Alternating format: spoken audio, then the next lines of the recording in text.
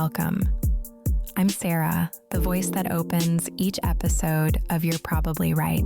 If this is your first time here, I'm glad you found us. This show is built on real experiences and honest reflection. Nothing rushed, nothing performative, just conversations meant to meet you where you are. In a moment, you'll hear from MCM, the voice behind this space. Each episode comes from lived experience and thoughtful insight, not trends or quick takes. So get a drink, fluff your pillow, or just press pause. On the outside noise. Here I am. Yo, what's up? This is MCM and you're listening to You're Probably Right podcast, episode 294. Unplayable. Why men shrink themselves and attraction dies. Oh yeah. This is a good one, y'all. This is actually, should I say? Yeah, you can say that one still. I'm just going to piggyback off of, there's probably some messed up, twisted meaning behind that. But off of 293. 293 was, I think, a very jam-packed episode that was long, probably one of my longest. And funny enough, I think I really did need to break that one down into 15 episodes.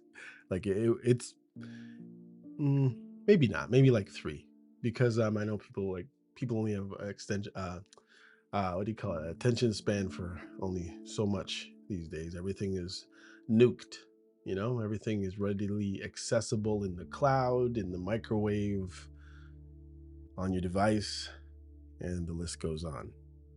Remember I had an episode called Keep Your Physical Copies. I think I heard somebody talking about it the other day. Who was it? I think I was Buju Bantan talking about that. But I heard other people talking about it as well. How not having your physical copies is just so weird. Like, I still have a VCR, by the way. I still have a DVD player. I have a Blu-ray player still. Do I have a tape deck? Yeah, I do have a tape deck too. And I have a record player. And I'm just saying, you show these things to a kid under a certain age at this point, maybe not even a kid, like these people like, oh, what is that? Is that a phonograph or 8-track? Or I heard about these things. I saw them in a movie once. Anyhow. The unplayable. Why men shrink themselves. Listen, have you ever watched a man start out as himself? Confident, funny, like me, grounded, kind, sharp, and then slowly, almost quietly, turn into a version of himself that feels muted. Well, have you? Like someone took the volume down on his personality. You remember that movie Click? Adam Sandler movie, guys. Like he's still there, but not fully there. And nobody calls it what it is because it's not a scandal. It's not cheating. It's not some dramatic blow up. It is something slower. It is a man shrinking inside of a relationship. And the reason this matters is because this is not rare. This is common. It happens in dating. It happens in marriage. It happens in long-term relationships. A man starts out being, Clark Kent with Superman tendencies, meaning he is responsible, he is thoughtful, he is competent and steady. But he also has a backbone.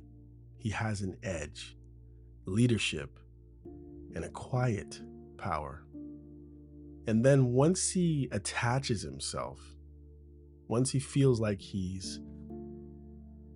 might lose her, let's say in a relationship, obviously, he starts editing himself. Not to be evil, not to be fake, but to survive.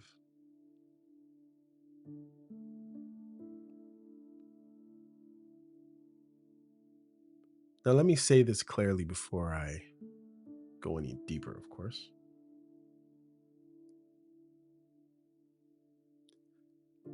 Nothing I'm about to say is a hard, fast rule, they say, right?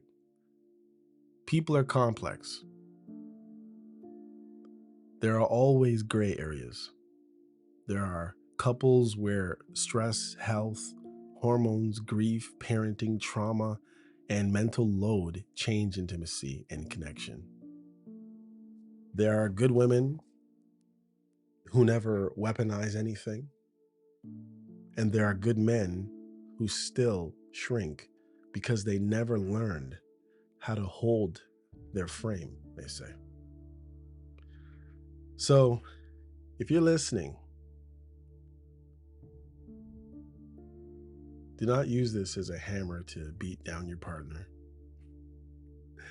Lord knows I hate that idea. It's happened to me before. Some new information. I got new information for you. You know what I mean. Use it as a mirror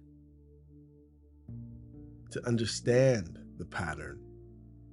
Even see the part that you possibly could play or are playing in that pattern. This episode isn't about crazy relationships, really. It is for, I say, men and women. Because you need to hear how you become playable.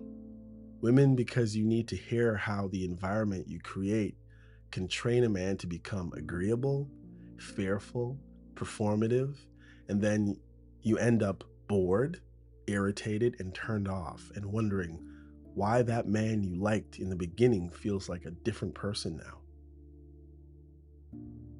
Right. That's why I got right into this one, because I know there's a lot of people who know what I'm saying. This is not about blaming women. It's about naming the mechanics so both sides can stop this cycle. And I'm calling this episode Unplayable for a reason. Because in modern talk, people use the word NPC like it means mindless drone or purposeless zombie. Someone who just follows the crowd. But in a video game, an NPC is not playable. The player can interact with the NPC, but the player cannot control the NPC. The NPC has programming, purpose, direction. The NPC does not collapse into the player mode. It keeps moving. In relationships, the man who keeps his purpose, his code, and his backbone becomes unplayable. Not cold, not cruel, not arrogant, but unsteerable by manipulation. And that is where attraction survives and lives and thrives. First of all, what men do at the start and what changes later. I want to start with something really simple, because most men have lived this and most women have felt it. A man is often at his most attractive when he's not afraid. When he is not afraid of losing access. When he is not afraid of consequences. When he's not managing a relationship. When he's not walking on eggshells. At the start, he's relaxed. He jokes, he teases, he speaks plainly, he disagrees without a panic. He's present. He's himself. He's not auditioning. And a lot of women respond to that in the first place. They feel the steadiness, they feel the confidence, they feel like he's not trying to buy approval or trick anybody. They feel like he has a center. Now, something changes when the stakes rise. once intimacy is in the picture, once attachment is there, once he is emotionally invested, once he feels the responsibility and the possibility of losing her, that is when he starts editing himself. I'm sure some can look back in their life and see that. He thinks he's being wise. He thinks he's being mature. He thinks he's protecting the relationship. So he softens opinions. He avoids conflict. He gives more than he actually wants to give or sometimes has to give. He stops calling things out. He becomes agreeable, not because he agrees though, but because he's afraid. And here's the part that hurts.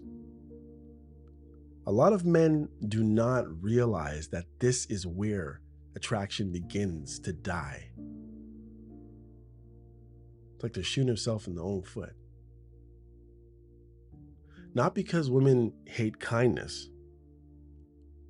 Women do not hate kindness. Not because women want men or a man to be rude. Most women do not want that. But because women can feel the fear underneath the performance. They can feel when a man is managing. They can feel when his yes is not a true yes. They can feel when he's bargaining for peace. And bargaining is not leadership. Bargaining is not confidence. See how that works?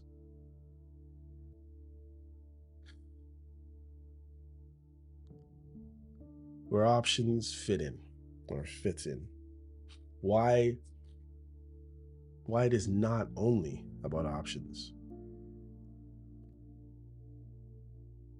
Options.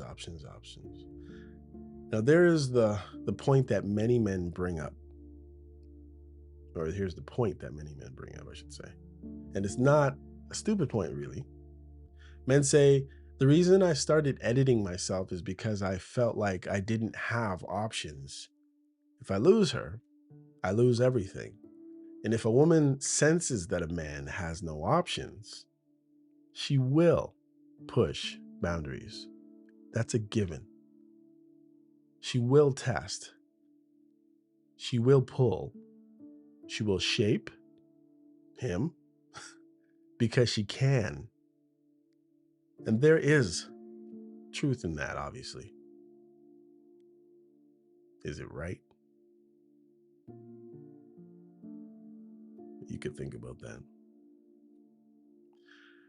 But I want to sharpen it a little bit. The real issue is not about options. It's about leverage. A man can have options and still shrink if he's emotionally dependent. A man can have few options and still not shrink if he has standards and a spine. So the question is not, do you have other women? The question is, do you have a life? Do you have purpose outside of her? Do you have a code? Do you have boundaries you will enforce? Do you have the emotional strength to accept loss? Because when you do, you stop moving like a man who is scared. And when you move like a man who's not scared, a lot of dynamics change. Not because you're threatening her, not because you are trying to make her jealous, not because you're playing games, but because you're not begging to be chosen. And that shifts respect.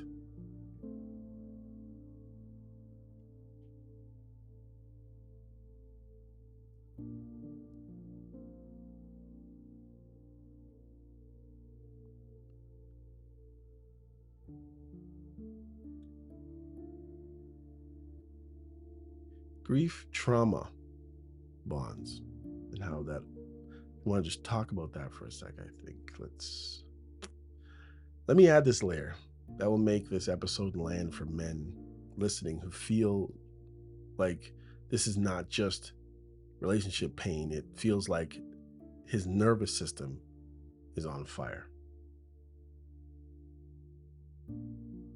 Sometimes what a person calls love is not only love. Sometimes it is love mixed with grief, love mixed with loneliness, love mixed with season, where life took too much from you too fast. When those things stack, a person can attach harder than the relationship itself deserves. Hope you got that. If you had losses like family deaths, fell out of broken relationship, financial stress, and you've been, say, a touch starved emotionally, starved,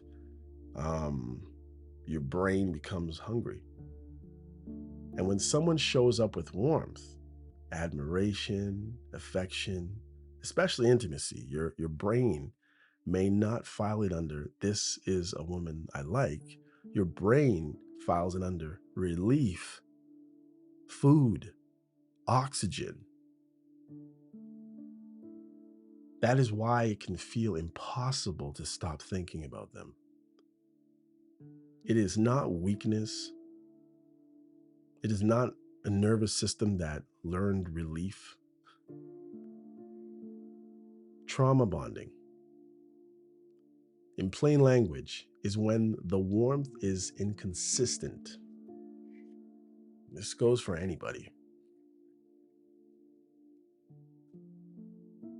One day you're close.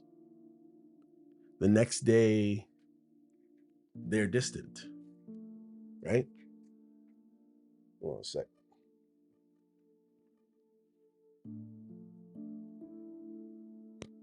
Oops, sorry guys. One day you feel chosen. The next day you feel invisible. The closeness comes and then it disappears. Then it returns. The inconsistency creates a chase loop. Your brain starts pursuing the return of the good feeling. You replay texts. Ever done that? You replay memories, videos, songs, messages. You search for signs. You keep a little pocket of hope alive. If you're honest, the inconsistency was not a side detail. It was the engine. So you don't fix this by winning the person back. You fix it by stabilizing your nervous system and rebuilding your boundaries.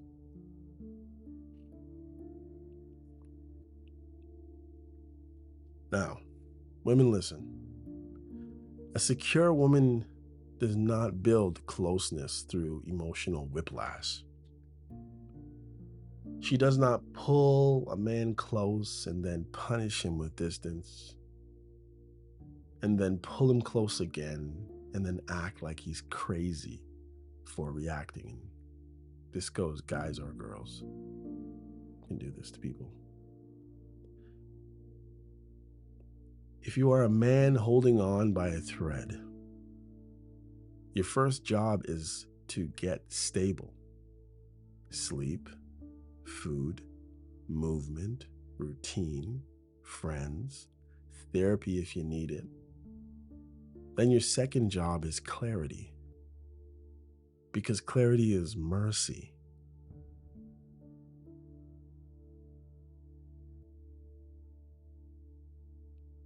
Okay, this is what I'm sure many people are probably thinking of in this situation, but here it goes.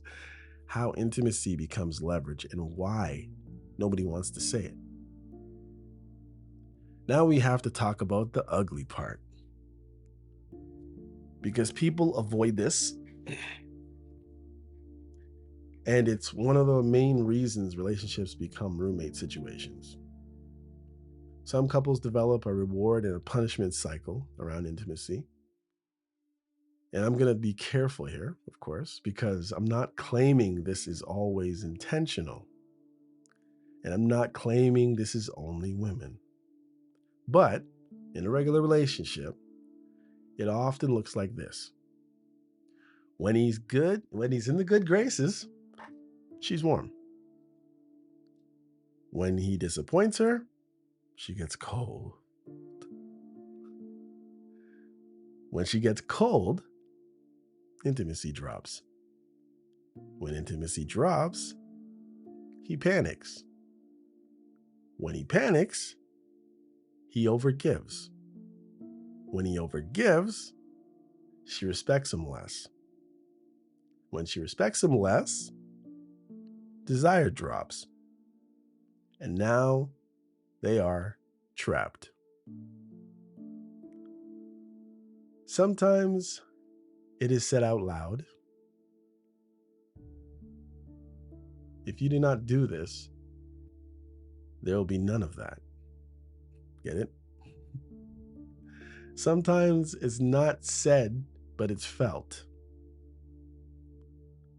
The distance, the dry spell, the sticky wicket, a rough patch, the mood, the silent punishment. Then, when he complies, warmth returns.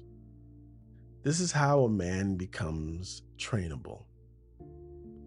Not because he's weak, but because he's attached. And for many men, intimacy is not just sex, women. It is reassurance. It is belonging.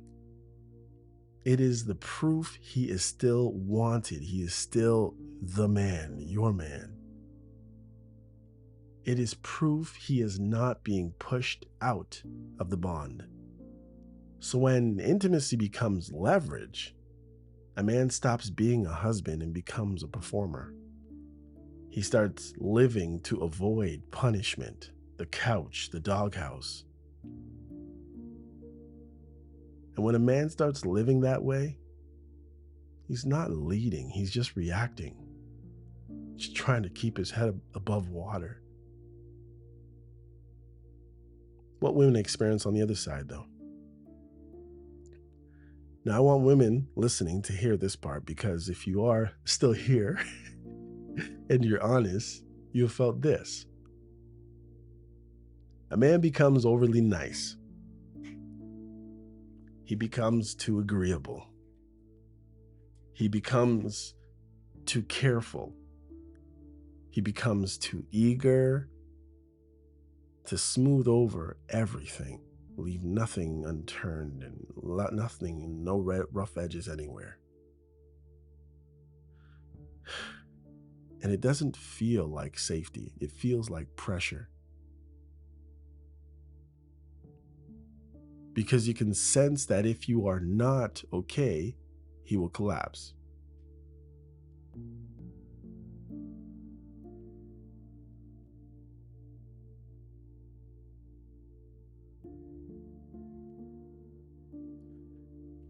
If you are disappointed, he will panic. If you are annoyed, he will overcompensate. Things won't even work right, as a matter of fact, if you're disappointed and if you're annoyed. And if you're both at the same time, trust me, things in certain areas of your life will not work. And you'll wonder why, what the problem is, or what has he been up to. A lot of women do not know how to name it. So they just say, I do not feel the same spark. I feel irritated. I feel turned off. I feel like I'm mothering him. I feel like I cannot respect him the same way I used to.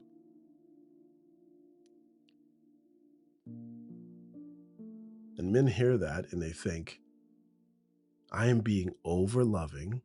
I am being consistent. I am being helpful beyond I've ever been in my whole life to anyone. Why is this happening? Because the issue isn't help. The issue is the fear underneath the help. The kindness with backbone feels attractive. Kindness with fear feels weak.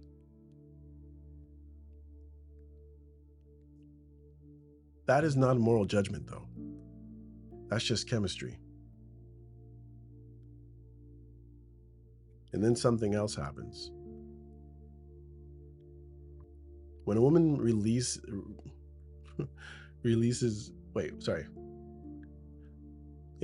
she releases, she can steer a man through distance.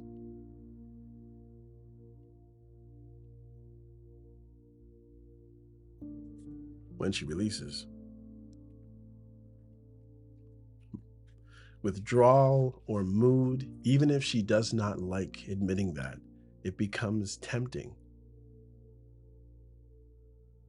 And I'm saying, sorry guys. Oh man, even when you read your own writing, sometimes you still can't read. It's the weirdest. Sorry. I was like, releases. That's bad. I'm gonna leave it in though. When a woman realizes, releases, I'm like, huh? When a woman, it's kind of funny. I'm literally saying something in my mind and my mouth saying something totally different. It's like, but I'm messed up. Anyway, when a woman realizes she can steer a man through distance, withdrawal, mood, even if she does not like admitting that, it becomes tempting to do because it works. The man changes. The man complies. The man tries harder. She just has to look a little miserable and look at him a certain way. But the cost is long-term attraction. Because the more steerable he becomes, you can just give him a look, the less solid he feels. And there's the eggshells. And now she's bored because he's been conquered. And now he's resentful because he knows what's happening to him or what's happened. And that's the roommate trap. How to become your wife's roommate. Maybe I should have called it that. The Clark Kent problem, being good, but losing the edge. This is where I want to bring back the Clark Kent and Superman idea, guys. Clark Kent isn't weak. Why, just because he puts on a suit, all of a sudden he's weak?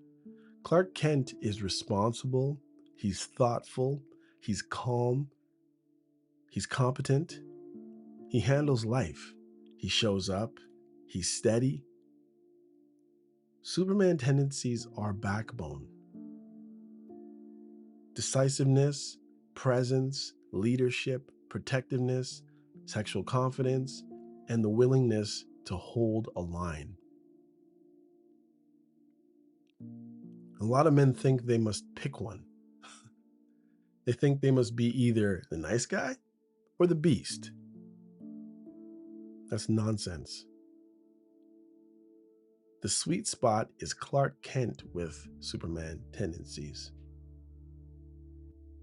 Meaning you're kind, but you're not manageable. You're loving, but not steerable.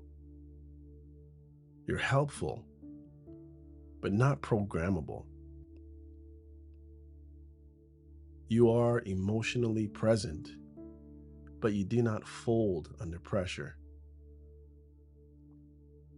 Where men fail is they take the Clark Kent part and remove the Superman tendencies. They become a good man with no teeth.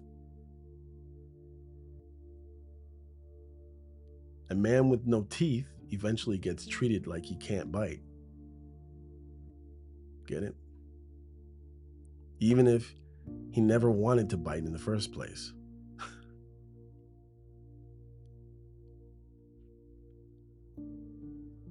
And now let's talk about the NPC metaphor, because it is actually brilliant if you use it properly.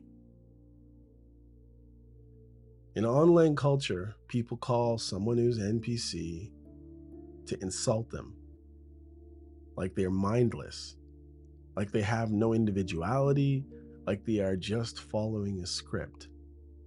But in the game, the NPC is not playable. You can't pick up the controller and force the NPC to start being a puppet. The NPC has its own code, its own route, and it's relentless in getting there. Even if it gets stuck in the screen, it'll just glitch, trying to get to where it knows it's supposed to go. It has its own purpose. You can interact with it. You can test it. You can try to bait it, but it keeps moving past on its own programming. In relationships, the man who becomes playable is the man who loses his programming. His programming becomes her mood. His route becomes her approval. His purpose becomes staying in good graces. So he's controlled. Not always by her, sometimes by his own fear, but controlled either way. Unplayable is not rude. Unplayable is not cold. Unplayable is not abusive. Unplayable means you cannot be steered by manipulation. You cannot be trained with silence. You can't be shaped with intimacy, withdrawal. You cannot be bullied with mood. You cannot be controlled by fear. Because you have a purpose, you have a code, and you are willing to lose someone who only likes you when you're manageable. Bye. So let's talk about the roommate rule. The roommate rule, the roommate marriage is when the man provides and performs, but the bond has no romance, no polarity, no flirtation, no desire, and intimacy is either rare or fully conditional. And men end up there for a few reasons. They stop dating their wives, but not because they don't care, because they feel rejected and stop trying. Work.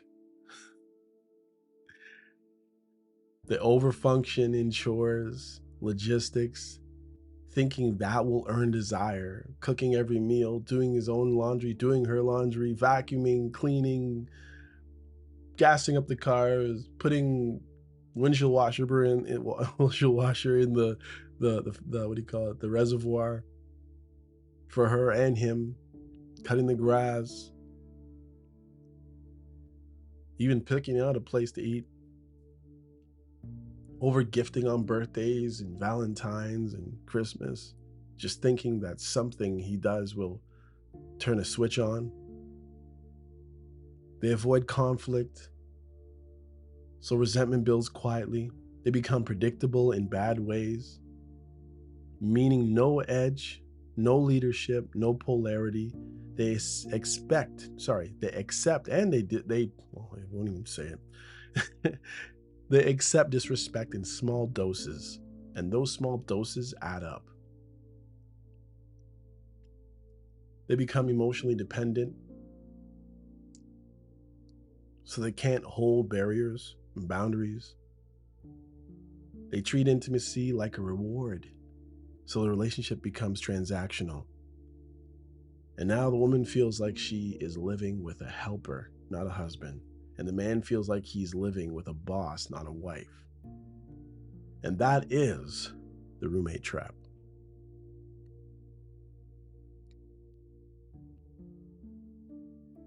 Now let's talk about the hardest version of this. When you still see the person at work, or you still see this person every day in your building they live in. Maybe you live in the same building, the same complex. Maybe your next door neighbors.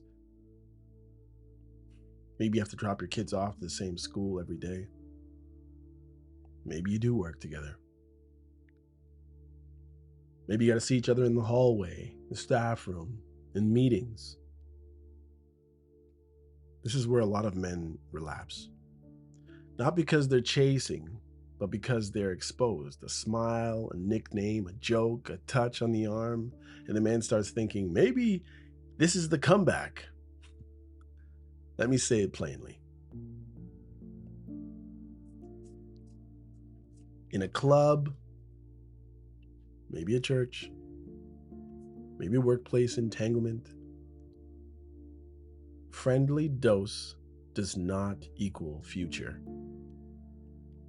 Friendly often equals, I want this to stay smooth, friendly,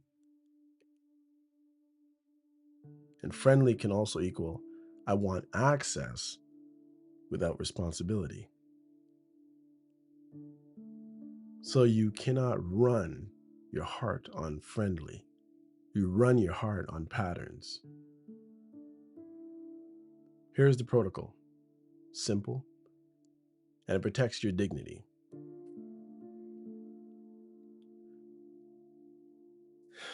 Be professional. Be friendly but not familiar. No personal talks. No closure talks. No emotional check-ins. And this is when you're just dating, get it? Like, you're obviously, there wasn't a full relationship in this situation, obviously. And if things are like push, pull, hot, cold. Let's just say you work together.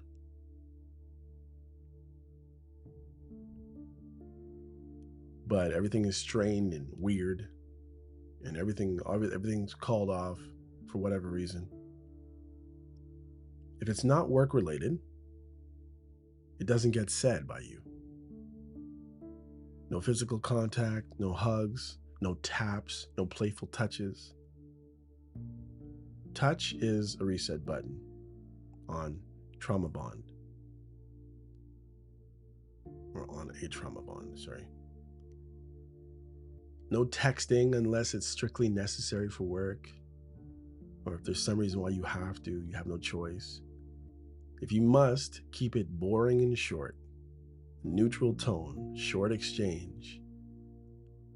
You're not cold, you're not rude, you're stable. No eye contact games. No ignore then reward. No punish then pursue. That is still bonding. There's still the bond talking.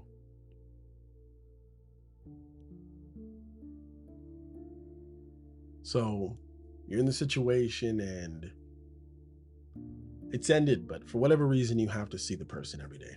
For wherever you are, wherever you do, maybe you're in a club, maybe you're in a training facility and you're both becoming police officers and you now everything's gone shot to, you know what? Maybe you're at work. Here's a few scripts so you can help yourself. Improvise your emotional dealings, I guess. But if you're in the hallway, morning, you just morning, have a good day. If it's a work question script, got it, I'll handle that. If there's a personal probe, you could say, I'm good, just focused on work today. Change the subject. Then you just redirect yourself and go back to whatever it is you're supposed to be doing and leave. Your closure, I'm trying to say, and I know I haven't said it in a perfect way here, guys. Your closure is your behavior when you're ending things. If things have not gone right and you just turned into a sap and you're not married, all you do is you repeat certain behaviors over and over. You don't try to have one grand conversation. Won't work. It's your behavior.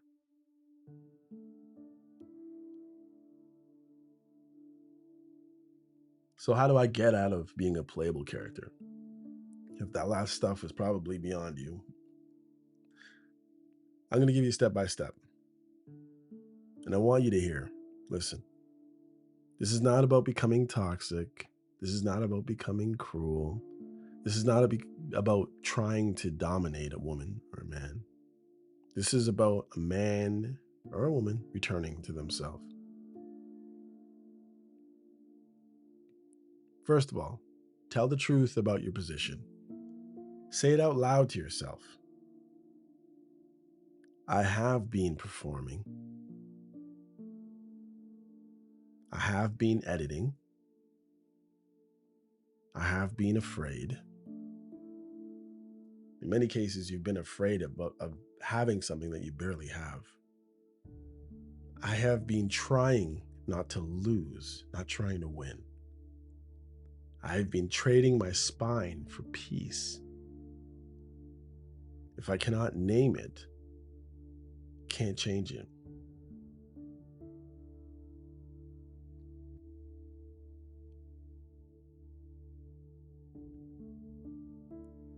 You got to cancel the silent contract, guys. Most men in this trap are living by an unspoken deal. If I do enough, she will be warm. If I stay agreeable, I will get intimacy. If I avoid conflict, I will keep access. That's not love, that's fear. Cancel that contract, man. Stop doing things purely to purchase mood or purchase sex. Next, pull back over giving. Without becoming cold, overgiving is not leadership. It is begging with extra steps. So reduce your overgiving in 3 areas. Stop doing favors that are not appreciated. Stop being the emotional sponge for disrespect. Stop seeking reassurance every time the temperature shifts. You can still be kind. You just stop being desperate. Rebuild your life outside the relationship. This is not a threat, this is health. Put structure in your life.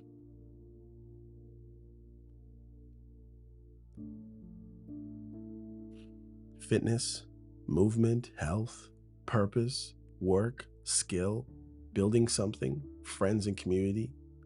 Men need a tribe. Personal discipline, sleep, routines, self-respect. A man with a full life moves differently. He does not beg. Next, stop asking permission to be yourself. Practice short, calm, finished statements. No, I'm not doing that. I hear you, and my answer is still no. I'm open to a solution. I'm not open to disrespect. We can talk when we can talk normally. Then stop. Do not over-explain. Next, reset conversation. Direct, not emotional. Do not give 10 speeches, give one. You can say something like this: I want us to be close again, and I want us to be a real couple, not roommates. I take responsibility for how I've been showing up. I have been overgiving, avoiding tension, and losing my backbone. And I'm changing that starting now. I also need a relationship where respect and intimacy are not used as leverage or bargaining chips. If you're rebuilding, it has to be effort from both sides. And then stop talking.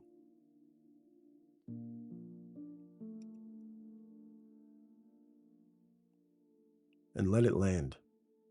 Next, set a standard. for respect. When disrespect shows up, do not lecture. Correct it calmly. Like, don't speak to me like that. If you want to talk with respect. If not, we will talk later. Then remove yourself from the situation. Consistency is more powerful than argument. Stop being trainable through withdrawal. This one is big.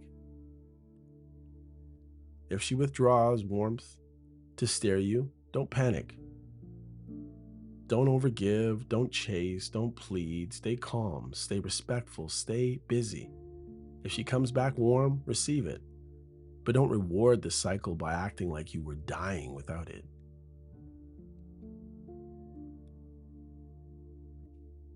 You are teaching the relationship what works. Next, lead without controlling. Leadership is not dominance. Leadership is clarity. Plan dates, pick times, make decisions. Not with arrogance, with calm confidence. If she complains, stay calm. We can do this plan or we can do nothing. Your choice. This is to reintroduce polarity. I mean, obviously she can introduce something if she wants to plan it, right? But if you choose something, you chose, that's what you chose. That's what we're doing. We build intimacy through conditions, not negotiation. You can't negotiate desires. It's either there or it's not. You can rebuild the conditions. Respect, warmth, playfulness, space, a man with purpose. A woman who feels chosen, not pressured. Also, stop transactional affection. Do not be nice only to get whatever it is. Women can feel that. Next, refuse the friend zone inside a relationship. If you are married, you are not her buddy who pays bills. So name the reality. I want a romantic, intimate marriage. If you want that too, we can build it. If you do not want it, we need to be honest about what this is, at least. That's not drama. That's just stretching out for clarity. Or alignment. These words, right? Set a timeline and evaluate. With timelines, without them, you waste time. Give it 8 to 12 weeks of consistent change, then evaluate. Are we improving in respect? Are we improving in warmth? Are we improving in intimacy? Are we repairing conflict better? Do I feel like a husband again? Yeah. If nothing moves, you don't need to keep pretending. You can explore counseling, a structured repair, or hard decisions.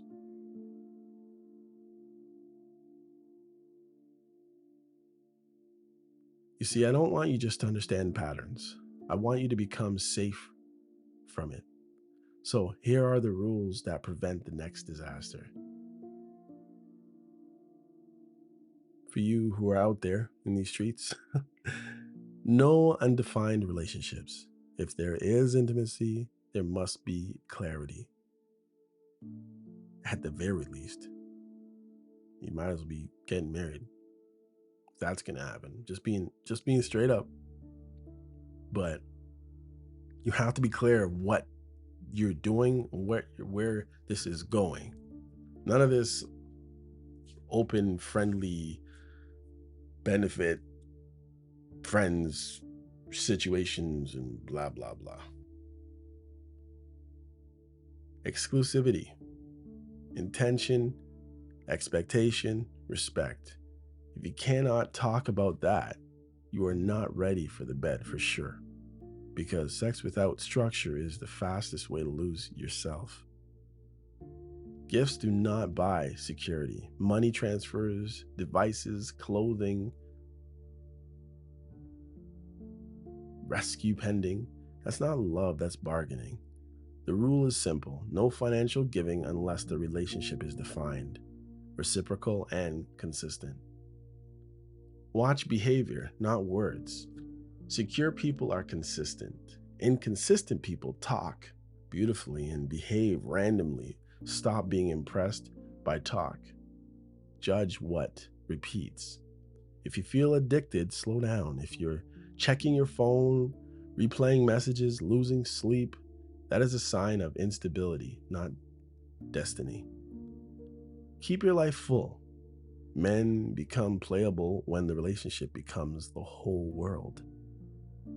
Keep your routines, your gym, your work goals, friendships, parenting structure, your faith if you have it, your hobbies. If you have a pattern of a workplace attachment,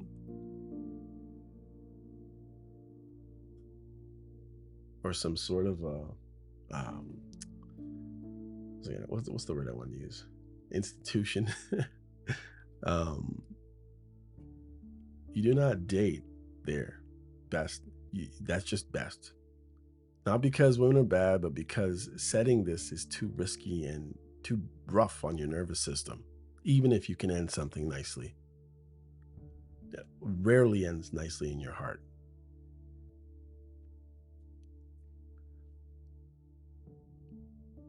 Now, women, hear your side, because a secure woman does not break a man who is already holding on by a thread. She does not use intimacy as a steering wheel. If she's upset, she communicates. She does not reward anxiety, then shame it. She doesn't pull a man close when she wants attention, then calls him needy for reacting. She is clear. If she does not want a relationship, she does not accept husband-level treatment or boyfriend-level treatment at all. She respects boundaries. If a man says he cannot do friendship with sexual history or with the sexual history that you have, she does not hover for access. She chooses respect over control. She wants partnership, not leverage. If you're a man listening, the point is not to become cold. The point is to become unplayable. The healthy way, kind, loving, steady, with code that cannot be pushed around by reward or punishment.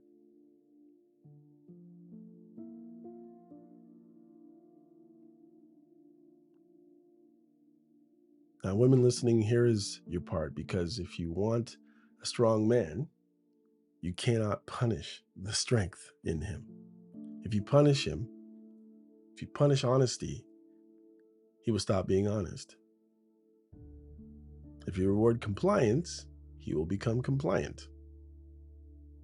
If you use distance as a steering wheel, you will get short-term control and long-term boredom.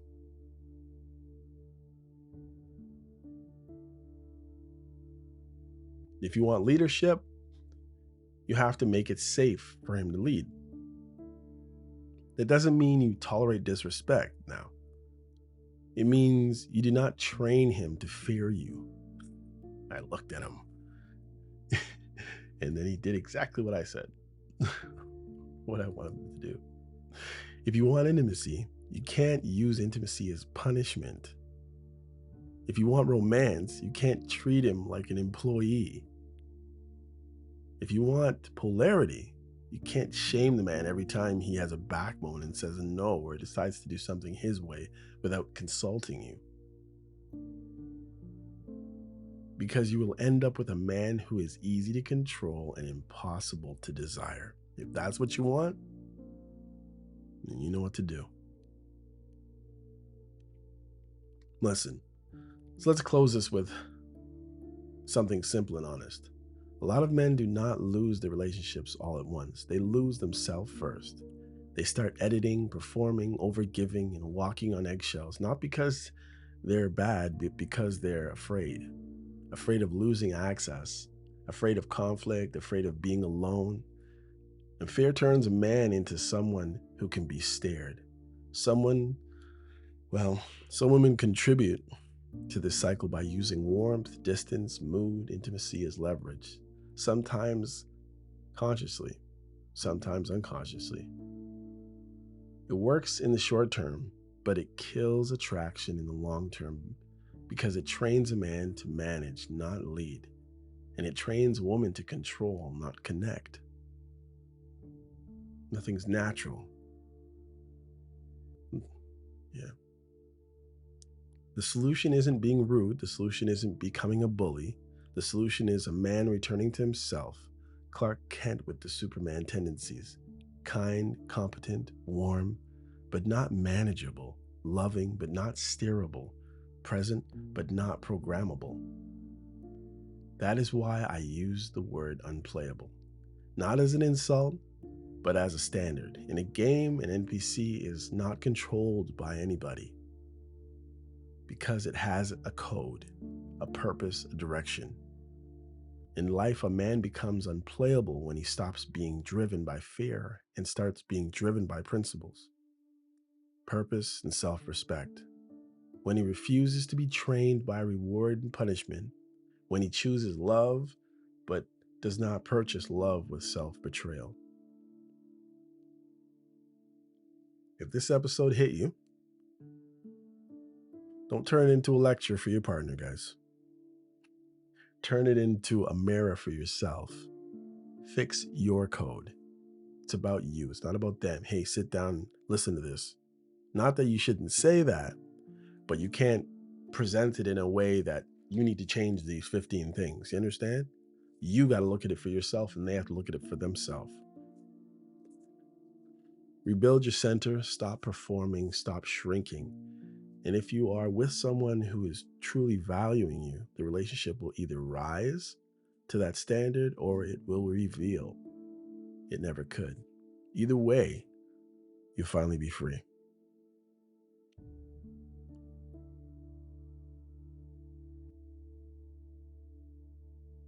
All right, guys, that is it for today.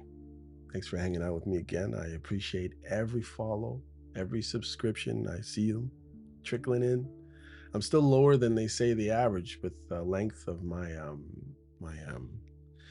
episodes. I could be doing those 12-minute, 5-minute, one-off little comments, but I'd rather a full, thought-out conversation, you know? So hopefully you're appreciating that. And if you do, please, as I said, any way you can support the show is much appreciated. Anyway, this is MCM signing off. Remember, this episode and all other episodes are for entertainment purposes only. Take care.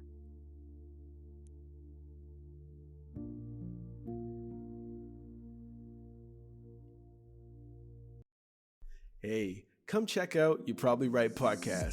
Society is getting more unpredictable every day, but at the same time, predictable in its unpredictability. Say that 4 times real fast. Come with me as I attempt to find clarity in all the fog while staying way outside the box and kicking the box way down the road with my size 12 dogs. I use the Bible, experience, education, fortune, misfortune, life's lessons, life's mistakes to sort through all the mess. I talk about news, God, God, self-help, sports, sickness, health, music, parenting, love, humbleness, hurt, pain, joy, and all the things that might make you say, I never thought of it that way. Hopefully, anyway.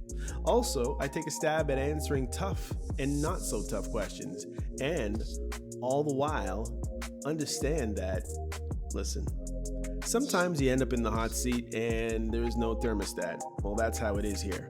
And because there's no topic, very few topics off the table, Torontonians will understand that Doug Ford reference there. Hopefully the podcast will be helpful and uplifting. And hey, maybe you'll find your own private Idaho here somewhere. Hope to see you soon.